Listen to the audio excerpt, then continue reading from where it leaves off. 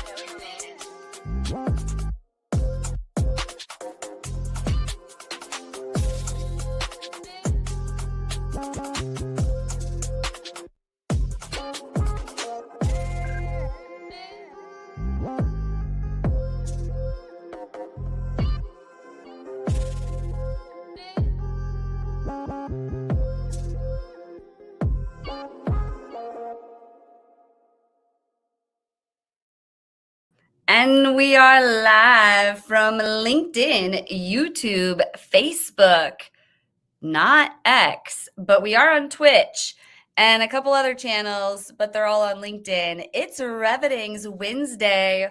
Welcome to Wednesday, Revenue Party people. We've got Mark Jarrow. What's going on, Mark?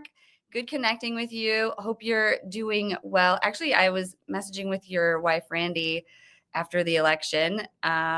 But anywho, Erica, what's up from Columbus? We've got Mark Mack Attack with us. Let us know where you're tuning in from throughout the show. Remember, this episode is about you, the audience. So keep us honest from the audience. Keep your questions flowing, and we'll get back to them. So if we don't answer them right away, just, we'll get to it at some point. If you want to keep putting it in there, feel free to do so. But we've got some hot guests. So let me make sure that we get right into these topics. So first, I want to make sure and shout out our sponsors. So big thanks to High Level for sponsoring tonight's event. And I want to give High Level a shout out because High Level is making it possible for so many people to leave their jobs. And I don't know, I'm going to talk about this a little bit more during intermission. I'm not going to be playing a video. I'm just going to be talking about High Level, but people are leaving their jobs in droves. People don't want to go to the office anymore. And there's digital marketers like me, and I'm out there helping people learn a skill in High Level. You don't even have to learn all of High Level. You pick one piece of High Level, you go master it and resell it to other people. Because when I talk about High Level, I'm talking about this is your own SaaS. This is a CRM full marketing tool that you white label. So I digress. We'll get into that at intermission, but make sure that you're entering to win the High Level swag pack because this is the last one we're giving out. So, it was taking too long for people to get them. People were starting to complain. So don't want to have a bad taste in everyone's mouth with High Level just due to some t-shirts not getting there on time. So we've just decided to hold off on the swag pack. So this is the last one. So tag High Level, thank them for all they do with these swag packs this year, and make sure that you get yours. We got Mark Mack here. He's wearing his shirt. But it's pretty awesome. But yeah, definitely tag High Level to get your swag pack. And we'll be talking more about that here in just a moment. But then also Cherry Assistant. Big thank you to Cherry Assistant for sponsoring tonight. Tonight would not be possible without Cherry Assistant. We have Cherry Assistant, and we've got Layla here right in the comments. She was getting some praises actually from Mark Mack pre-show. I'm just going to give it away, Mark Mack, hope you don't mind. But, her emails are great. They help coordinate with the guests, make sure that the guests are prepared, have the promotional materials ahead of time. But then also she's helping me make posts, edit videos, and so much more. And then Cherry Assistant does more than just that. Like I have a video editor that is helping with some video editing projects, but they do more than that. And you'll see it intermission. Well, actually, I don't think they have the menu on this ad for tonight, but we can get you a menu of services if that's something you're interested in, because they do.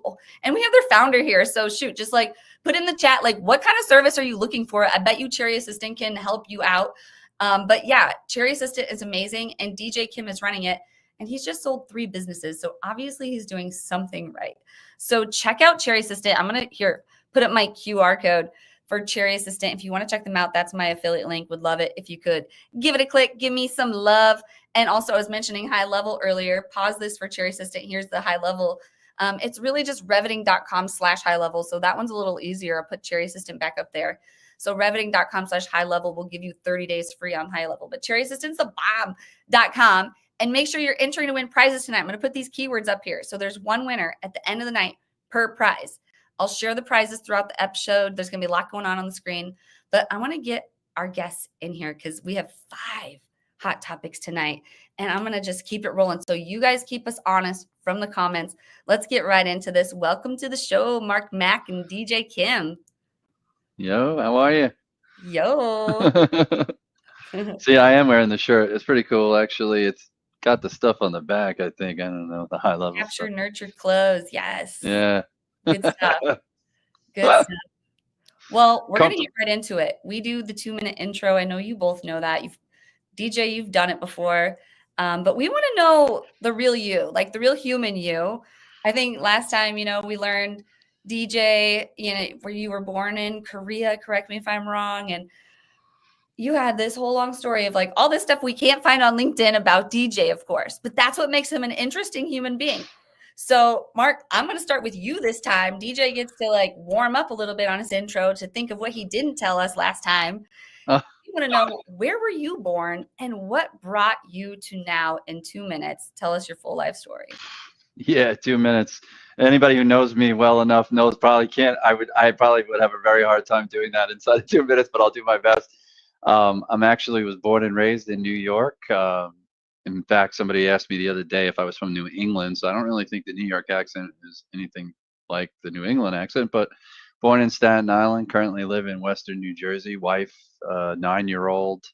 Had him late, I'm a little bit older, and my wife and I, we spent many years just building our careers, and really that's what was important to us. And after some time, I realized, like about 42, I honestly said to my wife, I felt like, and here's something I don't say, and I don't think I've ever said in public, I felt like I really had nothing else like not to not live for, but like I needed to have a child. Like I just felt like that was what was missing in my life. And so at that point, and so we went and we had a child, and it's been great. And so that's been a lot of my life the last few years. Thankfully, I had some years where I went out on my own, and I had the flexibility to a certain degree to be around for him. But work from home, COVID really changed our lives, and I'm glad to be home for him and really to experience him growing up. My father, he basically worked 9 to 9 every day as a pharmacist in a mom and pop pharmacy,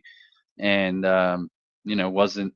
I mean, he was around for some of the important things, but like not like I'm able to do now, which I think COVID has afforded us. So that's kind of where I got to today, and COVID led me to the SaaS world and to be able to do outbound sales development for a lot of different companies, and that's what I do. And on 5:30 on Wednesday nights, I have a show called The Hump, similar here, where we got some guests and we do some chatting about some real world sales and marketing things. And I'd love for you guys to check that out. And that's me inside of 2 minutes.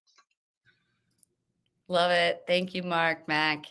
And DJ, we would love to hear again your full life story. I'm gonna have to go back and find your last full life story and then do like a clip with this full life story. I don't know how much has changed, but yeah, I guess in Take it 2 away. minutes. Okay, yeah. So in 2 minutes, yeah, so I was born in Korea, and growing up, my dad, he actually started his company like right before we moved from Korea, and he started a textile manufacturing business, and he's done it pretty much for the last 30 years. And that's really where I got like the entrepreneurial genes or spirit, I guess. And in college, I didn't really know exactly what I wanted to do. And I kind of just went through a process of deduction of going through like graphic design, software development. I did a consulting internship. I did pretty much everything that you could try. I mean, I sat in a operating room shadowing a surgeon because I thought I wanted to go to med school at one point. And I ended up raising some money to do a startup, and it was like the most stressful, but also the most fun time of my life. And I took that and I started some e-commerce brands. I worked at a startup incubator. And that all led to starting Rep Genius with Jared Robin. And then that led to me working in like a more growth environment. So I went to LA where I am now and worked in crypto, Web3, just kind of learned how to code and develop software. And then I met my partner Ben from working in crypto space, and then we just partnered up and started Cherry Assistance, which is our offshore staffing agency that we work on now. We do a bunch of other internal projects within Cherry, like we've developed software that we sold. We had some e-commerce products that we sold, and then we'll talk about it on the show. But we also started a home cleaning business using offshore staff from Cherry Assistant, and we recently just sold that as well. So yeah, that might have been too concise, but Yeah, sometimes how do you put it all into yeah, 2 minutes? yeah. Right? And sometimes, there's no such thing as being too concise, at least in my little marketing world. I don't know, unless you're trying to be verbose and appeal to the algorithms. But I digress. Let's get into these hot topics. Programmatic SEO for local service businesses.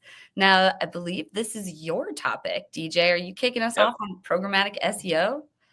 Yeah, so I guess just as a like vocabulary thing, programmatic SEO is different than SEO in that you're leveraging code to do SEO for your website. So the difference there would be, a lot of SEO comes from, let's say, marketing pages or informational pages or blogs.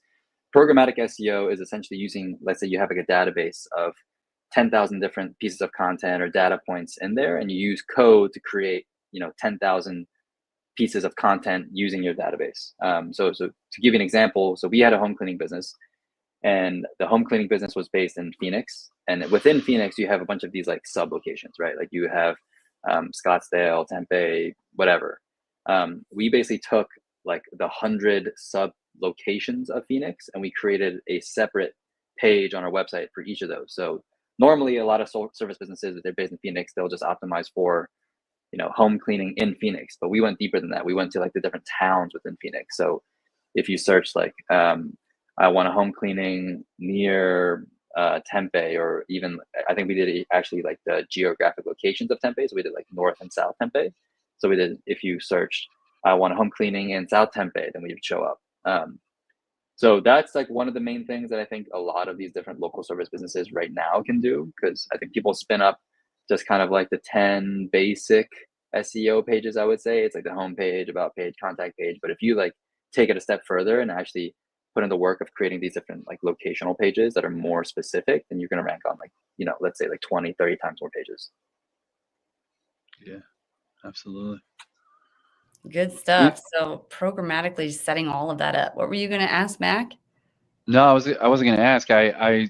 We're doing it for HVAC. The same kind of stuff, programmatic, just being able to get in front of, those people and identify more of those, in market folks, or even just creating the demand, like understanding even how to market to them. Some of those campaigns just give you back that data that allows you to say, oh, okay, well, in that area, it's probably not as strong, or this is resonating more in this section than that, this. And with that stuff, right? Correct me if I'm wrong, DJ. You can manipulate it quickly, so you could change it to if it's not resonating or if it's not working in that area. And so that's what's cool about that stuff. It's just being able to test and then be able to iterate. And I think this really is in the home services side. I mean, that's been a big focus of our business as sales development team. Just to be that we've worked with e-commerce in the HVAC home services business, did some of the similar things there. So yeah, great stuff. That's Great incredible. point. So how long does it take to build a website like that? So we actually were able to do it in Webflow pretty quickly, because Webflow has a CMS that you can import data into with like a CSV file. So if you have a CSV file with like 100 locations in it, you can pretty much import it into Webflow and create 100 pages. Oh. So you go from 5 pages to 100 pages just by importing a CSV. Is that like what you did too, Mark? And like, was it pretty quick for you? Are you guys still working Oh, on it? I don't personally do it. Okay. Our marketing guy's doing it, but like, Yeah. absolutely. It's pretty like, and as soon as, it's simple enough so that like you can get it approved. I can get it approved by the customer, and then like we can get it out, and then we could test it. It could run for a week or two, whatever. That And then sounds like you something get that like, feedback. You get that information back, that data back, and you say, oh, okay. yeah. And then we have the team to call on it too. So that's the other piece of it. I think, Makes a sense. lot of that stuff, people, there's companies out there that pitch a lot of this data that they can give to you, but then it's how do you execute on it? Right. It's like in today's age, like why do anything different than that? Like I should talk like because I don't have a website like that. I don't believe we set mine up that way. Maybe you did, DJ. I don't know. Which I don't know. I guess we never really shared that. Maybe I shouldn't bring it up. The thing is that the home services sector, right, or like the trade services sector is behind in a way compared to like what in the enterprise world of SaaS and what have you. Like those other industries they're coming around. Don't get me wrong. Like the company we work for is Contractor Commerce was one of our clients, and they're basically getting every contractor to have their own e-commerce site. Totally. Because they give you the ability to spin it up extremely quickly. And the modus operandi there, or like the motto is like, look, home people like you or I or a homeowner, we want to be able to get information on our home service contractors and people before we talk to them, right? We sure So you gotta make it easy for them. And these guys are in the like I was calling on HVAC contractors who barely had a website. My 9-year-old could probably build this site that they have. You know what I mean? Like stuff like. Jesse said we need DJ to do our SEO, and I just wanted to plug. Well, DJ did do my SEO. I am a marketer. I've been a marketer a long time. I don't really trust a lot of people with SEO, but I pretty much trust anything DJ with anything business related because DJ, you're just brilliant with business. I mean, let's talk about it. You've sold 3 businesses. We are going to get into that a little bit. I don't know. Do we have that as a specific topic? Because we don't. Do you want to just tell the audience real quick a little more? I know you mentioned it during your intro, but 3 businesses and the most recent one being a cleaning business. Yes. So the first one was a software we actually sold to Jesse, Lead Magic. Shout out to Jesse. It was a data enrichment tool called Data Ghost. That was like our first software that me and my partner Ben, ever built. That came from, I think, a need of, I think data should be cheap is kind of like what I think. And that might be a hot take, but I think now with AI and all these different APIs, it's really easy to get good data, I think. So I think data should be cheap. It should be pretty ubiquitous. And I think it should really, really come down to what you can do with data rather than, your like the barrier to getting data. So we built Data Ghost, which was like a cheap alternative to, Zoom Info or all these other kind of platforms like get lead data. So Jesse bought it, I think relatively quickly because he saw the potential in it. And Lead Magic is now, I think, 10, 20 times, infinitely better than what it was when it bought it, which I think is a testament to what they're building there, which is an amazing product. After that, we had an e-commerce product, which was a like pheromone cat collar product. It was a subscription product, and sold that to a private buyer through acquire.com, which is also another great marketplace platform if you're looking to buy or sell businesses. That one we actually started before the software, but that was kind of like a very passive income product where we just had it in the background. And then the home cleaning business we started because we had a lot of clients in Cherry Assistant who were, window cleaning companies or window installers, tile installers. A lot of them were home cleaning businesses, and we just thought, we probably should become really familiar with the business that we service. So we started it up. It reached around like 4 to 5K a month in revenue at its peak, and then we sold it to a local entrepreneur in Phoenix, which is where I was operating in. It's incredible. Love that story. And it's not going to get old. And so you are listening to the right people tonight if you're looking to get inspired about business. So let's move on to our second topic, improving communication. So this is your topic, Mark Mack. Could you kick us off on establishing cycles for alignment? Yeah, I was trying to figure out. It's like how you translated what I told you into that, which is Well, take interesting. it whichever way you want, because we just take Yeah, what you send and then we use AI I to don't think turn it into a title topic. Yeah, I'm just trying to figure out. Yeah, like where that came from.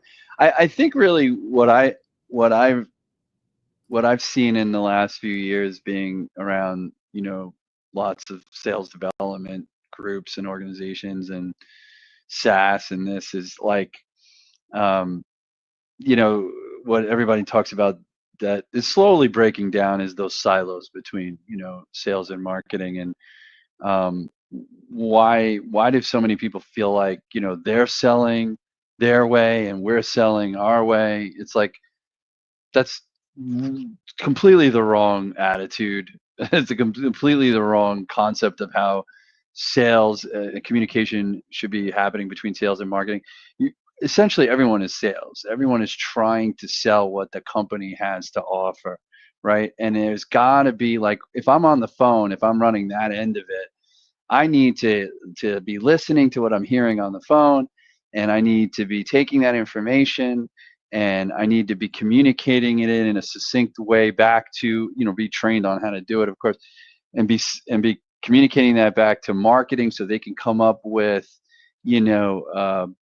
branded programmatic display campaign ads and things like that, right? Like we were just talking about. And so, or messaging within those ads that we tell them are resonating with people as we're talking to them on the phone. And so, there's never really been that really easy feedback loop going on. Everyone's been in their own quote unquote silos and trying to come up with MQLs and SQLs.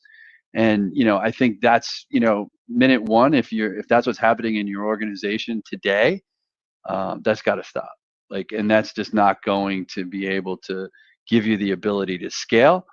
And certainly, it's not going to allow you to align the two teams, and I think it starts with that feedback loop and really understanding how to talk to each other about what, and understand what each other's needs are in terms of information to do their job better.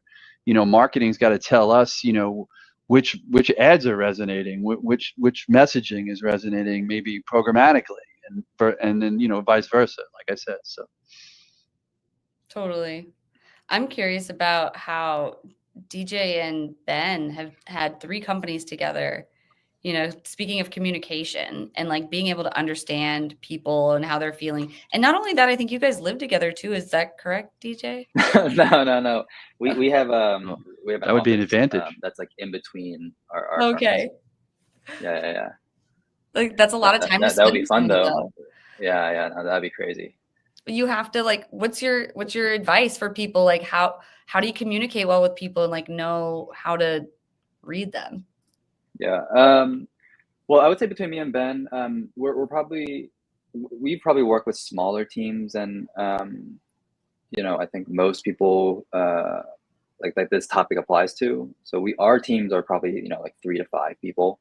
Like between us two, we have offshore operations people. We have like contractors that we work with, and we've found that having everything in like a single Google sheet works the best, honestly, especially for small teams. I think people get bogged down with, I'm going to use Notion, I'm going to use whatever, and it's like just make a Google sheet and just track it. Like we have one master Google sheet that we've been using for the past 1 year, 2 years, I think, since we started like moving everything to Google Sheet. Every week we'll just make a new tab. We go through all of like the different projects that we're working on, break it down into tasks. When does it need to get done by this week? Assign it, and it takes maybe at most 30 minutes to an hour, and we do that every Monday. and we share that with me and Ben and anyone else that needs to be shared on. So like if we have an operations person working on something, if we have a contractor that needs to make a website for us, like it's super transparent. Everyone knows what we need to work on. They know what they had last week. We just go through it, and yeah, I think simplifying tech stack, I guess, is like the end of like the what I'm trying to get at. Yeah, get rid of the GTM bloat. We've all got too much tech. Totally. The gurus won't like this one, DJ. They hate spreadsheets. They absolutely do, Jesse. That is so true. Well, I don't know, Jesse, from the comments or anyone watching, what are your tips on communication and where are you all tuning in from? Jesse, we know you're in Boston, unless you're out there traveling around. Don't forget to comment to win a prize. Yeah, we haven't had a lot of prize entries just yet. Oh, we've got your company URL. I'm going to drop that in the chat here. But let's get into this next topic, and then we'll do our brief intermission. So Google ads and Facebook ads for local services. I'm guessing you just mastered this with the cleaning business, DJ. Yeah, well, actually at high level, people were really talking up some Facebook ads. So what's your take on all this? So we actually run, well, now after selling Marvel Maids, which is a cleaning business, we now run ads for other people. So we run ads for this guy who does like tile installs. We run ads for this guy who does window install replacements, a bunch of other home cleaning companies. And one, LSA is probably one of the best for home services. But there's a cap to it. Like LSA can only get so good. Google ads, if you kind of work backwards from the programmatic SEO thing that I was talking about earlier, if you can work out like what actual keywords to do like the most super specific niche keywords possible, like the most long tail keywords possible, and actually get that data, the Google ad keywords usually end up performing a little better than LSA. And then actually Facebook probably worked even better than Google ads and Google LSA, just because I think a lot of the local service businesses, they just kind of heavily rely on Google LSA, because that's like the easiest one to do. Is you just turn it on, you set the budget, and that's it. Facebook ads requires, you have to create the creative, you have to set all the, parameters for the campaign. That like little bit of work, probably like 30% more work, will probably cut your, ad ROAS or double it compared to Google ads. But I would say like using Canva to create the ads on Facebook works way better than you think. Canva. I love Canva. Yeah. So do you make your own ads, or do you guys have VAs who help you with all of that? Yeah, we have some offshore staff that help us make the ads. That's cool. Do you use video ad? No, the video ads we found take a lot more time, like probably like 10 times more time to actually make really good video ads, unless it's like UGC ads, which don't work super well for local services, at least what I've found. And for like a super marginal benefit, the images take super short amount of time. You can probably make a really, really good Canva creative in 5-10 minutes if you knew exactly what you're looking for, and that performs probably just as well as a decent video. Totally. I love Canva. Yeah, yeah, Canva's great. It changed the game for marketing. Trying to get better. Yeah, I think it was the creation of Canva that finally made me be like, okay, I think I need to just go work for myself now. I don't have to buy like Photoshop. I used to live in Photoshop or all these like expensive tools, and I loved them, but man, you just don't need it. Have you ever used ads, Mark Mack? Any of your businesses you're working on running ads? Yeah, no, we're doing that stuff, for our, customers that are heating, HVAC, same kind of stuff. I'll tell you, when I was a little bit more close to it, I mean, when I'm running a team a while ago, I was working for a kind of a furniture company, if you will, a hospitality furniture company.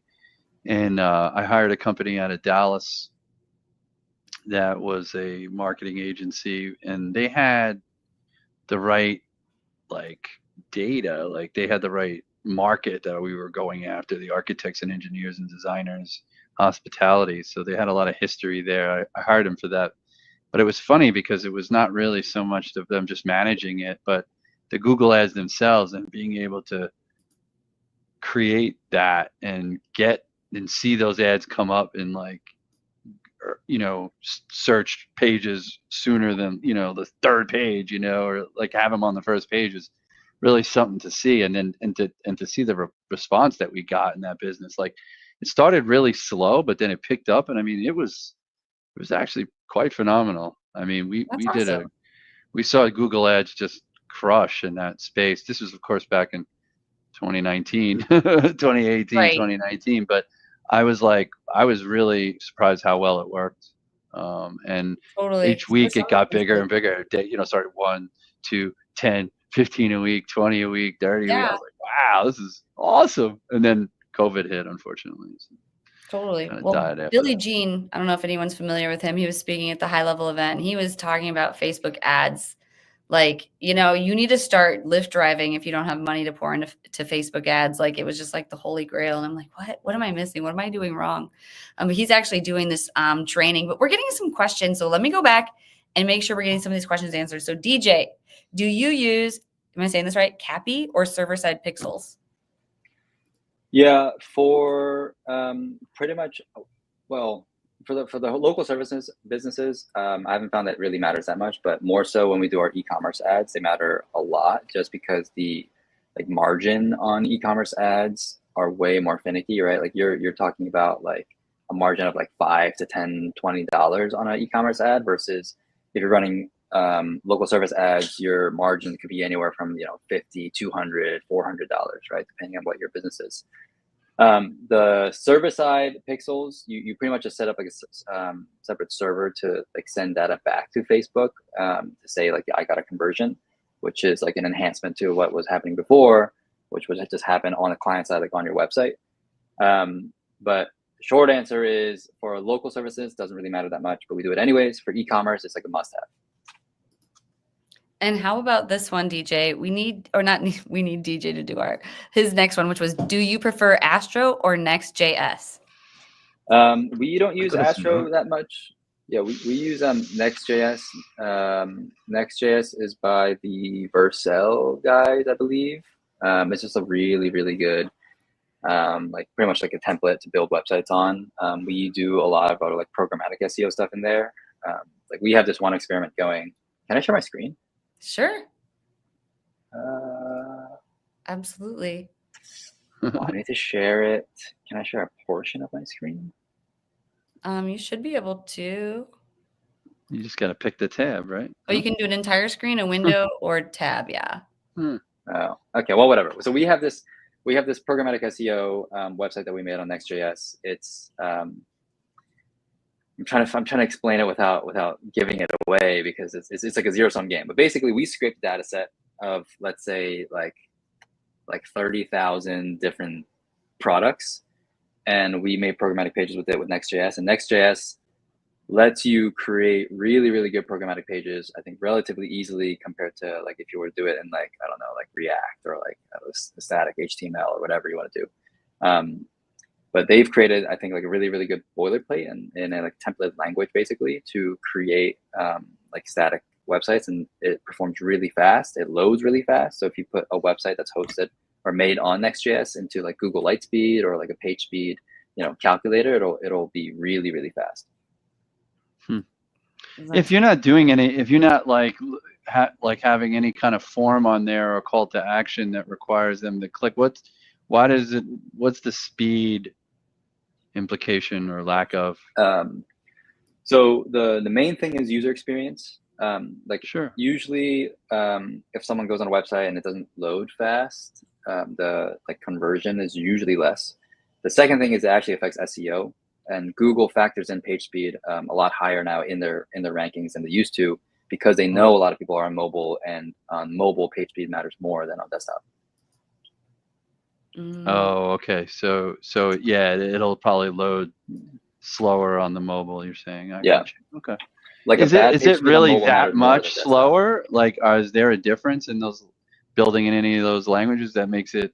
I mean, because like I think about TVs today, right? You see like the least cheapest, like even the cheapest TV today, right, is like has some of the greatest quality I've ever seen, you know. And then you sit there at the store and you go all the way to the end of the $4,000 one, and like, how much better is it really, you know?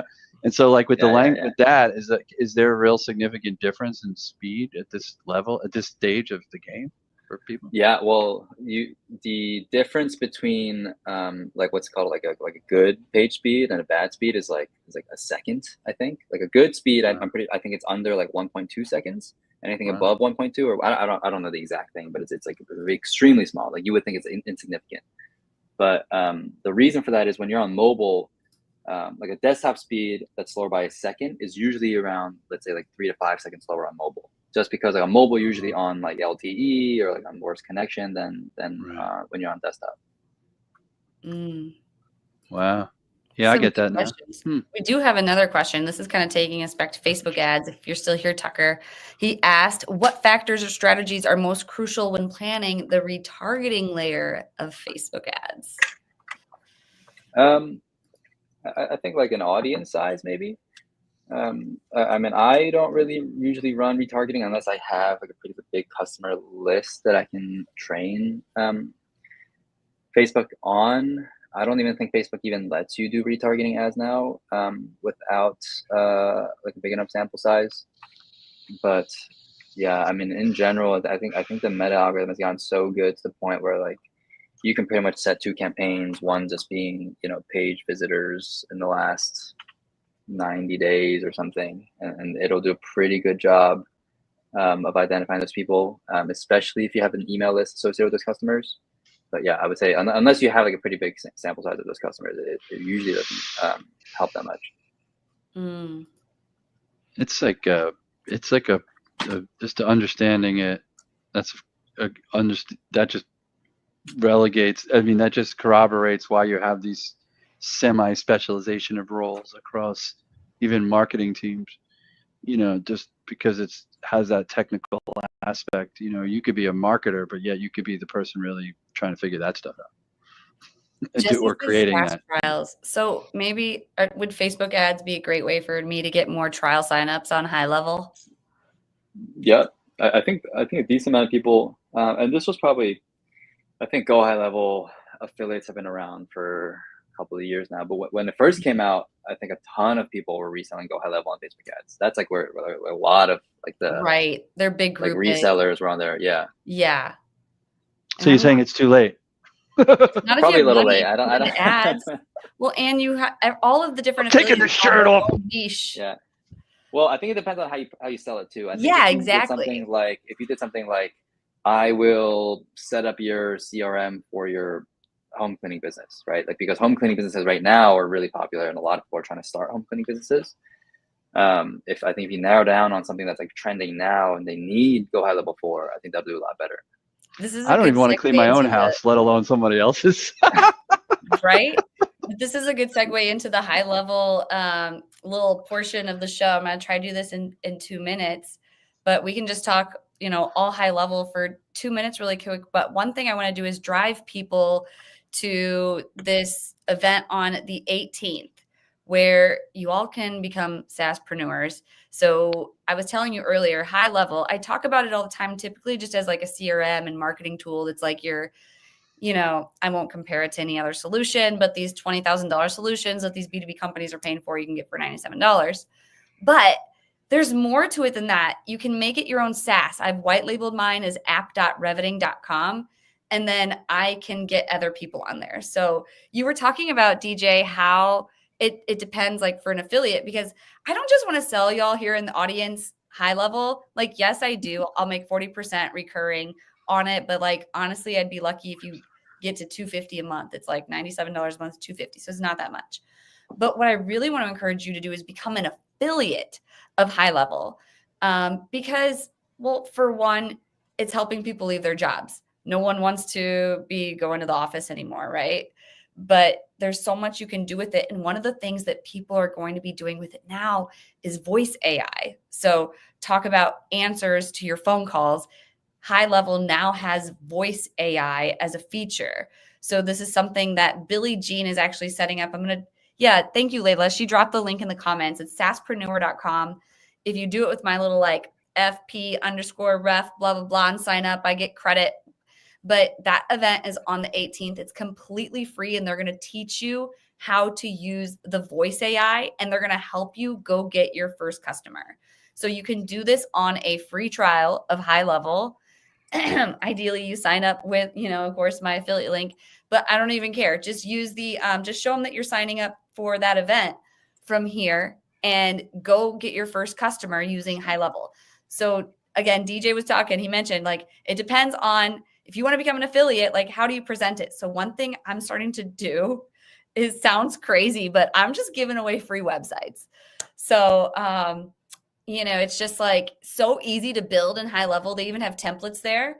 And because it's so easy, and if I don't spend a lot of time on it, just literally just edit the words, give them some good copy, and give them a website. When I talk to them, they're going to be like, dang, she really just did that. She really just gave me a full-on website. That's exactly what you can do with High Level. And then it's here, not only do you have your own website, but you have a CRM that goes with it. The leads are going to flow in. Everything's great. It's all on app.reveting.com. And so then, they can stay within app.reveting.com, or they can go and eject and own their own data and have their own account. But that's the SaaSpreneur part of High Level and I would just show you, but I know I'm at 3 minutes now, so I'm over.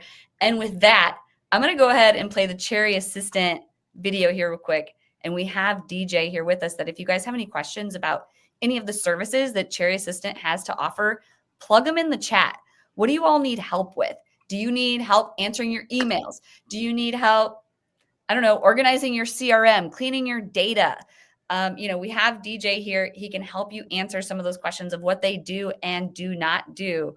But we'll get into that here in just a second, right after these messages. This is Mike, also known as Clean with Mike on Twitter. Mike hired a virtual assistant from Cherry Assistant about 2 years ago. Now he has a $50K per month business fully managed by a remote operator in South Africa. His VA from South Africa does the following: closing inbound leads on the phone, Yelp and Google and Facebook, manages his CRM and Go High Level, deals with rescheduling, cancellations, any issues, hires and manages the cleaners, and sends them daily reports and updates. Mike has a fully cash flowing business managed by a remote operator for only $8 an hour. You can also hire a US equivalent worker in the Philippines, South Africa, Latin America for a fraction of the cost with Cherry Assistant. Be like Mike and grow your business with offshore staff. So we have DJ here, and DJ, I can use this content and cut it up later. So tell us a little bit more about about Cherry Assistant. And I know the stuff that I do with you, I tell the audience here about all the time, video editing and helping me plan for the show, but you guys do way more than that. What are some of the common services that you offer? Yeah, I think talking about the specific type of clients and the type of VAs that they have is probably the most helpful. So a lot of our local service businesses, for example, we hire what's called, I don't know if it's an industry term, but we call them operations VAs. And they pretty much do the entire 9 to 5 of a remote service business. So for example, for the home cleaning businesses, our VAs will answer the phone calls, they'll schedule appointments, they'll hire cleaners, they'll go through Indeed, they'll deal with issues, they'll handle rescheduling, cancellations, sending emails through their CRM. And I'm actually pretty sure a lot of the home cleaning companies actually use Go High Level. So they'll manage Go High Level, they'll do the chatting in Go High Level, they'll send email marketing in Go High Level, do the voicemail campaign. They'll pretty much do the entire let's say 9 to 5 of running the day-to-day of the business. That's one example of I would say a more higher level type of VA. We have a lot of e-commerce companies that work with us, so they need someone to man the phone and customer support on both phone, text, chat, on intercom, Zendesk or whatever. So that's a customer support type of VA. And then we have a decent amount of sales VAs. So we have called inbound sales VAs who pretty much answer phone calls, set appointments, do demos, pretty much kind of the full front facing sales cycle. We also have outbound VAs. So a lot of real estate companies work with us that want outbound people just cold calling lists.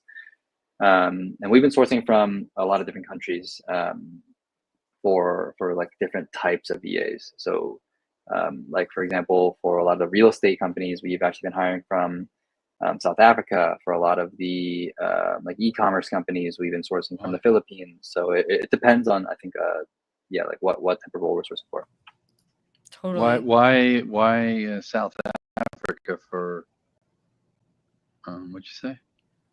So South Africa for the real estate, a lot of the, yeah, I mean, I don't want to like generalize countries here, but South Africa, we found like they have almost like a British English. So when they're talking on the phone, it almost sounds like you're talking to someone, you know, in like the UK. So a lot of like the on the phone customer facing type of roles, we found, you know, the VAs in South Africa perform really well. But they have a in the beautiful accent. Philippines, I love to listen to those people all the time. yeah, well, I think Jesse's VA is also actually Layla in the comments. She's also from South Africa and she's amazing. Layla also does a lot of the marketing operations, marketing management for Jesse, like just incredible. So yeah, not to generalize here, but you know, it's really more about like the talent density, I think, in the different types of roles. Like in the Philippines, for example, the VA industry has been around for a lot longer than South Africa. So if there's a role that's a little bit more technical or that we think has like that role need has been around for a lot longer, we'll go to like the Philippines or somewhere that's like where the industry is more established. Makes sense. Yeah, it's been a really great experience working with Cherry Assistant. I did work with a few other VA companies, but I like working with Cherry Assistant because of just the interaction with DJ and just making it super easy anytime there's a transition or anything, but also like all the VAs, they have in their own way, like help me level up in one way or another. So, you know, definitely try it out. Like if you're feeling behind in your work, but we still have some hot topics. So let's get into it. Website success. Mark, you were going to talk to us about website success, right? Capturing visitors, capturing data, personalizing sales, or was that just us not really getting that? Yeah, I'll tell you what that is. It's about it's more towards like, you know, my thing. And if anybody on here listening obviously has followed me, you know, I do outbound business development for other companies. Some have been e-commerce companies that service the home services business, similar to you, like as I mentioned earlier. But I spend a lot of time on the phone, and I talk a lot about how the phone is underused, and you know, people need to get better at that. And even though we got all these people and even bots that are coming into the fore, I still think there's room for many people to get what they want out of sales over the phone. And so what I think that was about was more, can I see it again? Can you put that back up there again? It was, there was that other part of it. There was the middle part of that, curating data. I had said that, I've been talking a lot about this lately, along with Sean Cease on LinkedIn, that, you know, cold calling, why it churns and burns a lot of people is because people don't know what they're supposed to be doing on a cold call. Everyone thinks you're supposed to call somebody and you're supposed to set a meeting, you know, so that you could sell them something, right? And that's just way everyone's been trained, you know. And it's like I need to set a whole mess of those so that I can get eventually to an AE spot, like. And it's just been a culture of madness when it comes to those kinds of things. And essentially what a cold call really is about is a data curation event, is kind of the way Sean had presented it once, and I've been saying it because I think it's a really true expression of what a cold call initially is. And when you're talking to somebody for the very first time, why should they meet with you like after 30 seconds? Like, and I can't believe how many times I hear people like they pitch what they're calling about, and they pitch a time at the end of what they say. And like, this person hasn't even said anything back to you to even warrant you to have another conversation. How could you possibly ask them for one? And you get to kind of feeling like you're, you know, salespeople have gotten this notion, like, you know, this bad reputation that they pitch slap at people. And so the whole idea behind, you know, an initial contact with somebody, and even if that's via email or even LinkedIn, is about getting to understand who they are and where they are in their, you know, business, and if they are really actually have any kind of pain that you could potentially solve. and more people are so focused on trying to get the meeting with them that they have all these tricks and tips on how to do it, and none of that stuff, is really matters if you don't actually hear what the person's saying and really understand, learn something, get some information. 80% of the deals are going to be closed on second, third, fourth meetings, the fifth time you touch them, the 10th time you touch them, not in the first one. And I think that's where that AI got the data curation piece, is because I may have mentioned something to that effect. But I think, it kind of goes back to a little bit of the sales and marketing alignment thing we were talking about earlier. It's like you have to understand at what stage the buyer is at and what information they're open to accepting. Like, and when you're sending them ads or they're responding to Facebook ads, or, something is getting them to make that extra effort, right? And like that could be a leading indicator, sure, right? But I still think at the end of the day, you need to call that person, right? Like, I still think there's room in the market for people to be called, and because they don't always take action. They make, that's why, like, they go to your website, you say, oh, let's turn these website visitors into real leads. That's the beauty of Lead Magic, right? And some other tools out there, because now you could say you can actually find those people that are coming. Totally. Yeah. And those that left, now you can see exactly where they jumped off your page, which, holy crap, doesn't that give you information on what to make changes to? Obviously, or you could just build them a website and give it to them. I'm just kidding. Yeah, I mean, it's like, so like, I think your website, my problem with the website stuff is, like, we always get that objection on the phone, like, oh yeah, why don't you just send me something, send me a website. Have you ever looked at somebody's, if any There's DMs some out really there? bad ones out there. That's why it's so easy for me to just pull a template and get someone on high level simply to have the website I built them in 5 minutes. I mean, you could have these website visitors, but how do you get it to be now all of a sudden, like, personalize the sales interaction with them? I think you got to make the phone call, right? You got to know who they are and capture them, or get them to call you. You got to get them on the phone. You got to hear people. You got to listen to people. I think there's too much of us sitting around waiting for some of this other stuff, be it digital or email, to work. And I mean, I was talking with a guy at the restaurant in Ohio. I went to the I forgot the name of the place, but my stomach I, grounds.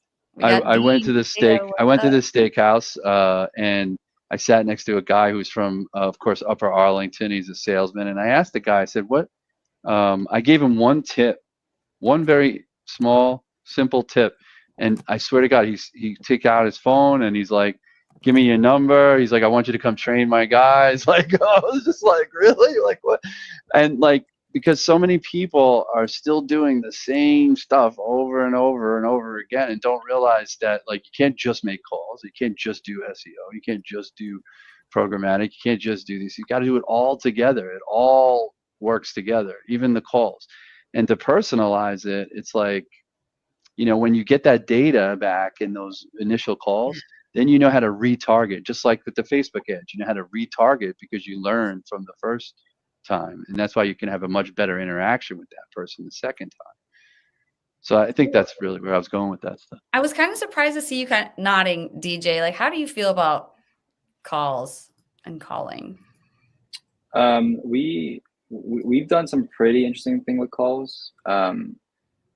I mean, I think in general, well, I hate receiving phone calls, but I make a lot of phone calls, which is, like, I think what probably a lot of people face. But we've done some pretty interesting programmatic call stuff, like Go High Level, for example. We did this. Yeah, so we did this one thing where, because you can add these, like, pixels onto your website, and, like, pretty much, I don't know what the accuracy is. Let's say like 40 to 60% figure out who's on your website. I think Lead Magic actually also has something like that now, but you can install pixel on your website from these different platforms, and they'll tell you this is the person, this is their company, this is their, like, predicted email. And you can even get their phone numbers, let's say like half of the time you can get their emails. So after enough time, let's say you have like 1,000 people, you can then upload that, like, 1,000 list into Go High Level.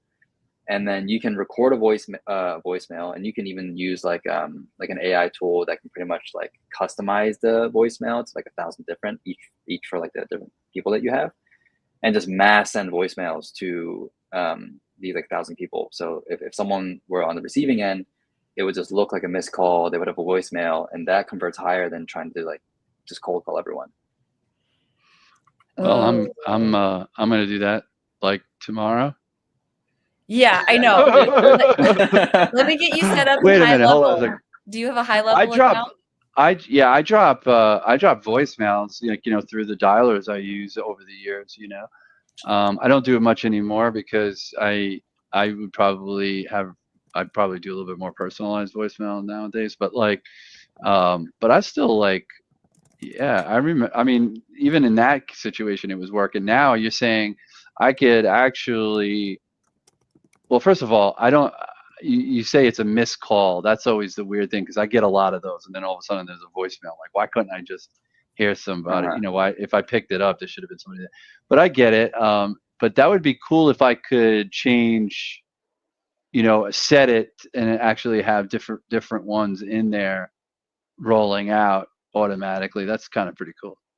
So if that could do that, I'm very interested in that. Yeah, it's making I don't me do so much volume like that anymore, but even at the small volume that I do, it would be probably pretty cool. And it's like, why not? It's just, you just drop in a voicemail. It's not like you're calling those thousands of people. Mm-hmm. Yeah. And you can put it. Go ahead. No, I was just gonna say, even if you don't have like that customer data, you can always go and get it. I mean, like Apollo is pretty cheap now, and you can go find data and just you can just why input phone Apollo numbers into high level. No, tell us, Mark. Oh, I don't want to misspeak about. I'm just kidding. I'm just kidding. About any of it. Okay, so last topic. Using I think VAs we talked about that. to what? Talk about Apollo? No, I think we talked about using VAs to manage local services. We pretty much did, but to manage local service businesses, I mean, we covered it. But what else would you add, and DJ, on this topic? Yeah, I mean, I think I would say the only thing that I would add is like, I think sometimes people will try to hire a VA too early. Like we've had some people try to just start a home cleaning business and come to us right away, and that usually doesn't turn out well, because unless you've run a home cleaning business before, or like you've done a local service business before, you usually don't even know how to teach someone how to do something if you've never done it before. And like a local service business, especially like a remote home cleaning business, it's pretty easy to learn. Like you just have to do it at least for like a couple of months. But getting the sales down, dealing with like cleaners, there's a whole bunch of things that you just have to become really familiar with for your local service business before you try to hire a VA. But once you learn it, I think it's pretty easy to teach them. But that, like, boot camp of you doing it yourself is really important for these local service businesses. So if you wanted to start a home cleaning business, I know, I'm like, maybe I should forget about the VA. Forget about the VA yet. Do you think you could start one? And like, when you guys did it, like, did you actually hire cleaners like in remote other areas, or were they all local too? You said it was local, right? So I'm in LA. The business operated in Phoenix, and I'd never been to Phoenix. And you're essentially creating like a mini.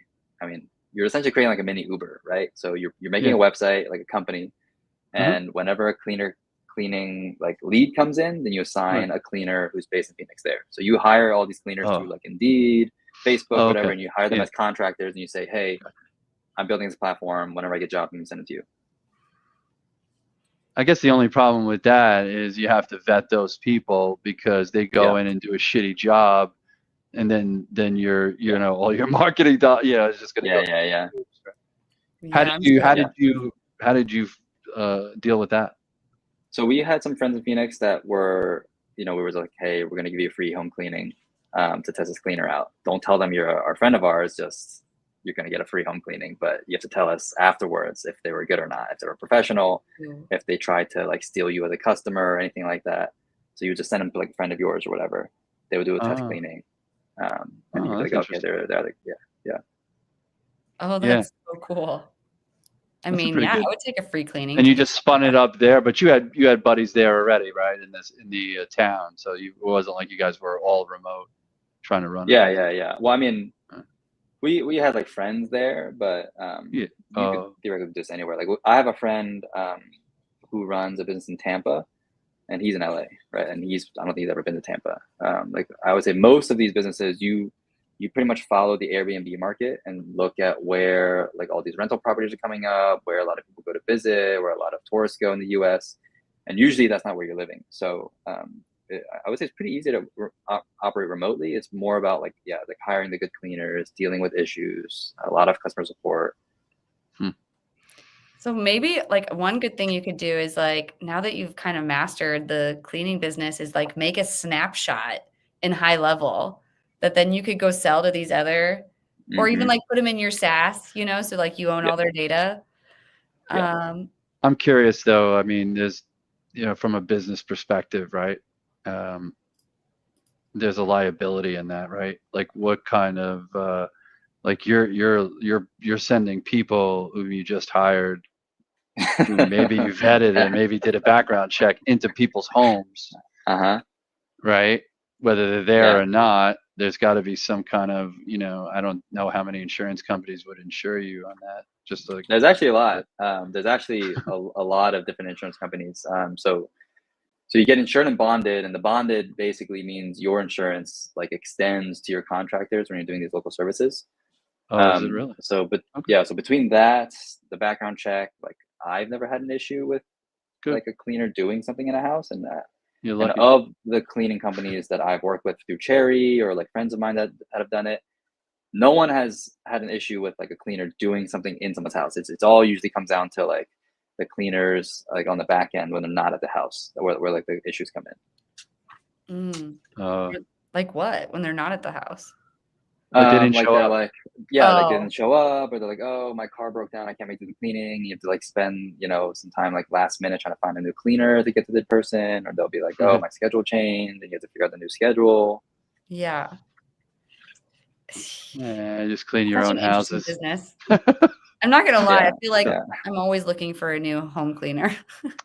Like I think that was the first thing that went. The first went like when COVID, like when I lost my job, I was like, oh, it was like a home cleaner. Yeah, I know. The landscape. I tell you, a funny thing is, I used to have a guy that came do my grass, and that's all he does is he treats the grass. He don't even cut it because he's in Pennsylvania. He doesn't bring his tractors over, and he made my grass look fantastic. And then when I cut off his services, like the monthly plan, just because it was just too expensive, when I wasn't working, and my wife really wasn't working, so it was really tough, right? And so we couldn't have that, and couldn't have the cleaning, and some other things. And so I cut that, and I realized like about 2 years later, the grass didn't look as good anymore. And I'm like, I called him up. I'm like, Tommy, I need you back. I don't care what it costs. I'm like, it doesn't matter. I'm like, my grass is terrible. Like, house, okay, I can keep it clean and somewhat clean, but like, I don't know what to do with the grass. The pandemic changed things for sure.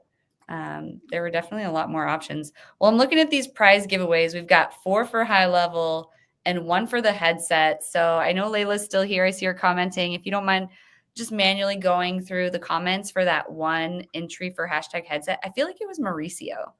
This is the headset. He's got the headset. This I won on here. Sold out. They did a big deal. They sold out of a whole bunch of headsets. So they're giving out a different one than they normally give out. Yeah, they don't have this one anymore. Yeah, that's the the Tilde. I have that one too. All right, I'm going to go ahead and run this high level. Let's see who's going to get the very last swag pack. Who is it going to be? 4 entries here. And it's not going to be me or Layla. We must have, I know we're always putting the link there, revetting.com/high level. So I'll rerun it. Okay, Mark, you are the winner. You finally won the swag pack. So you're getting the last one. Just letting you know, it does take a couple weeks to arrive. Apparently there's one person who shows up once a week in person who takes care of some of the shipping stuff. So, and let's respect it. People aren't working in the office all the time now. So that was why the swag packs kind of got slowed down, but they are on the way if anyone is wondering. So we triple checked everyone who won a swag pack with high level and made sure that they were all sent. and a lot of them were getting confirmation now that they were received. So if you are still waiting on your swag pack, let us know. But congratulations to Mark Jarrow for winning that last swag pack. But man, this episode, like, I can't believe it's already 10:06, and we still have to do the Guru of the Week. And I can't sing because I'm like losing my voice. So I'm just gonna do a drum roll. I'm gonna pull myself out of the screen, just put the two of you up. If you could tell everyone in the audience and everyone who's gonna hear this later on podcast why they should go follow these two people. So make sure you mention their name for the people on podcast who are not watching on video. Drum roll, here they are. That's not what I put up. Who's that? Oh, we got the wrong. I like Todd Capone, but I have no idea. I don't even know how to pronounce that guy's name. I think this is pretty. Are you guys punking me? Are you punking me? No, Oliver Johnson. Oliver Johnson. So Layla, if you're watching and you have the correct gurus, I'll put it up. Hold on. Week, we'll put it up here. Those are for next week. So now you know next week's Guru of the Week. So we'll be explaining those ones next week. But yeah, do you guys remember who you turned in for your Guru of the Week? Yes. I can't put a comment in the chat though. You can't easily comment on StreamYard. Oh, okay. LinkedIn up. Not to LinkedIn, but I just put his LinkedIn. But mine is Oliver Johnson. I can put in the comments on LinkedIn if this loads. Or you could do that too on a separate page. So Michael Hyeri, he actually runs a program called Growth Cleaning where he teaches people how to run a home cleaning business. And before he was starting this, coaching program, he actually taught us how to do our home cleaning business because he hired a VA for his home cleaning business from Cherry. She helped him scale it up, and he pretty much doesn't spend any time on his home cleaning business now because he has this amazing VA. And then he was like, hey, like you guys should also try to start a home cleaning business. So we started it, and then he started his coaching program, and he gets a lot of people through his coaching program now, and it's a really good program. So that's why I shouted him out there. And how do we spell his name? Hyeri, Haeri. Haeri. Okay. Yeah. I posted it in YouTube and on the private chat here. So tell us about your guru. Oliver Johnson. I don't know if he's so much of a guru as he is. I'd say just he's putting himself out there. Like he's constantly talking about topics that I'm interested in: sales, calling, emailing. And what's interesting about him, I think, is he's been. I always talk about consistency, right? Like I'm almost like, here's this guy. Probably could be my son, and like I'm inspired just to be consistent as he has been. And he just started posting not too long ago, and every single post starts with salespeople, like he's calling them out, and he asks questions really, and he's very humble. He gives his opinion on what's been working for him. Like every post is almost exactly the same way. Like, hey, I've been thinking about this, and this is what's worked for me, what's worked for you. And then he calls out different people each time. I think his strategy is great. And I think if you want to be inspired by somebody and try to figure out how to have a strategy to post, just follow somebody like that who kind of shows you like that's how you got to be. People expect certain things from you. They want certain things from you. And when you set that precedent, like he has, like I know what to expect when I see his post. I know he's going to be asking some opinions. I know he's going to, give a little bit of his own, and he always does a video with it too. So he's been pretty consistent with that, and I think that's good. Yeah, he's a good guy to follow. Video's getting big. DJ, when are you going to start posting some video? You have so much to teach. Yeah, I have to get into videos. I just haven't gotten around to it, but it's actually it's like top of mind. Oh, I'm glad to hear that. Yeah. Yeah. You're gonna see my face a lot more. Yes. I'm excited for it. What's really crazy is like just even tonight, getting back into doing the hump show this afternoon. By the way, that's called the hump. That's because it's hump day. And I realized that on my StreamYard, I have so much content that it's just been sitting there, and like from the past shows, the SDR Insider shows and what have you. And so I'm like, man, and I was doing like you don't realize like if you look back, and even if you look back at old videos, like how many that were like maybe 2 minutes long, now you can just break up into a little short for 30 seconds. Like, Yeah. and you think about like, oh, I have no content. Like when I'm complaining, like I can't come up with any content, and I realize I have that in the back, and I go, I'm such an idiot, Yeah. I'm just like, gotta do something with that. And now, like I told you, StreamYard has the way you could just edit it right there. You can cut it up right Just on export stream. it. I mean, I don't love the StreamYard editing tools. That was my feedback on their survey. Yeah. Like they do have editing tools, but we still use like Opus Pro and Video.ai. I don't know. They're just kind of, I think I'd even prefer Canva on a video editing tool over StreamYards. Yeah, I Canva's actually pretty good. I use Wondershare, Filmora Wondershare. Okay, I have heard of that. I Filmora. haven't used it. Filmora, I think, is like the company, the brand, and then Wondershare is the platform. And it's like, it's okay. I don't know how to really use it. It's probably as good as I should. But I do pretty good. I'm impressed with it. I don't think you have to be so incredible, with like, especially if it's just a post. You don't, it's like, that's what gives people analysis paralysis, right? Because they they keep cutting it and they're trying to get it perfect and they never put it out. Just send me the footage. We'll edit it for you. Yes, I know. I feel that. But okay, so before we go, could both of you please tell the audience who you are helping, how you are helping them, and if they are that person that you might be able to help, how could they reach out to you? We'll start with you, Mark. So as a company, my company Carrot is helping organizations seed to various stages to really redevelop their go-to-market strategy, be it digital marketing, outbound business development, or even on the data side. As an individual, I coach people on cold calling and other sales processes, and do it in groups, do it one-on-one.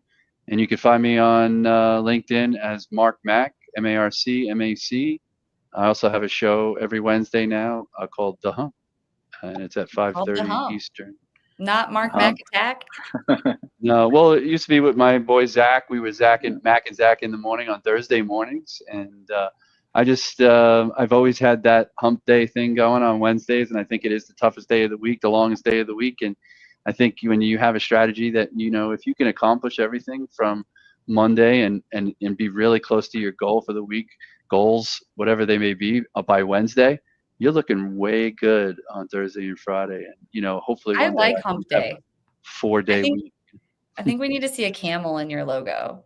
Yeah. Oh, it is. Oh, in my yeah. Get some t-shirts. And how about you, DJ? So now where are you focused? Like, who exactly are you helping now? And, if you could help someone here, how could they reach out to you? Yeah, so we help, I would say mostly startups, small businesses, local service businesses, e-commerce. I mean, we work with a couple like larger organizations too, but mostly we call it like founder for founders company. If you're a founder and you have a lot of different workflows that you need to delegate, like sales, operations, marketing, graphic design, illustrations, video editing, inbound, outbound, customer support, pretty much any type of role that you're thinking about hiring in the US, we can help you hire them for essentially a fraction of the cost offshore. And yeah. Cool.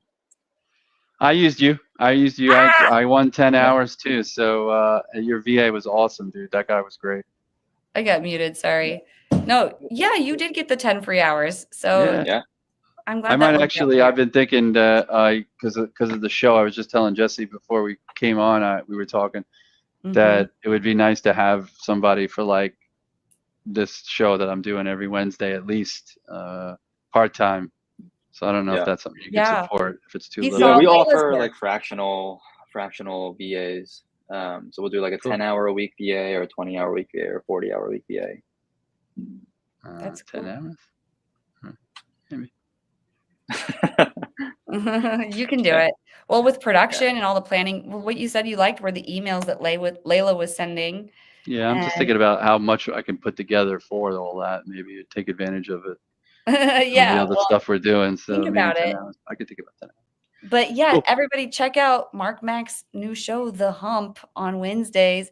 I I am thinking about making Wednesday a daytime episode in 2025 and moving to the lunch hour. I would love to know what everyone thinks about that in the comments. It's no longer the pandemic. And that was when we started this. I had a full-time job. So now this is part of my job. So I might just do it during the day and save these late hours with my kids and not hire Wednesday babysitters and all of that. So yeah, let me know what you think. Send me messages, but reach out to us. We hope to see you here next week. Mark and DJ, thank you so much for attending. I really appreciate your time. And I know we went after 17 minutes, but this was a really great conversation. So thank you. Yeah, thanks so much, Jesse. Absolutely. Well, we'll see everyone next week. Bye-bye.